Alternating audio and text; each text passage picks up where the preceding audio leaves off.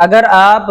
بزدلی سے بچ کر رہنا چاہتے ہیں، حالات کا مقابلہ کرنا چاہتے ہیں، بہادر بننا چاہتے ہیں، اور اگر آپ کنجوسی سے بچنا چاہتے ہیں، آپ اپنے اہل و عیال، عزیز و اقارب، بیوی، بچے، ان پر خرچ کرنا چاہتے ہیں، جبکہ آپ ہاتھ روک روک کر خرچہ کرتے ہیں، اللہ کے راستے میں بھی خرچ نہیں کرتے، گھر میں کوئی مہمان آ جائے تو آپ کو موت پڑ جاتی ہے کہ اس کو اب کھلاؤں گا کہاں سے، پلاؤں گا کہاں سے، اس چیز سے بچنا چاہتے ہیں۔ اگر آپ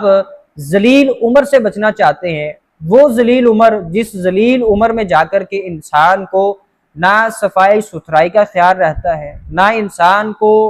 کھانے پینے کی چیزوں کا جو ہے وہ قدر و منزلت رہتی ہے، جہاں کھانا ہے وہی پینا ہے، جہاں کھانا پینا ہے وہیں سونا ہے، جہاں کھانا پینا سونا ہے وہیں پر پیشاب کر دینا ہے، اس عمر میں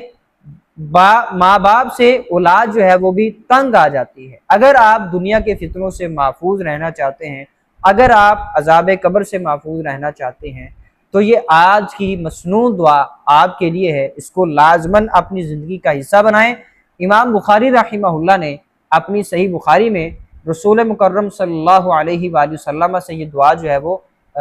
نقل کی ہے۔ رسول اللہ صلی اللہ علیہ وسلم یہ دعا پڑھا کرتے تھے، اللہم انی اعوذ بک من الجبن واعوذ بک من البخل واعوذ بک من ان ارد الی ارذل العمر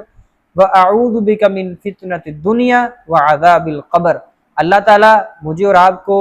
کنجوسی سے بھی محفوظ فرمائے، بزدلی سے بھی محفوظ فرمائے، ذلیل عمر سے بھی محفوظ فرمائے،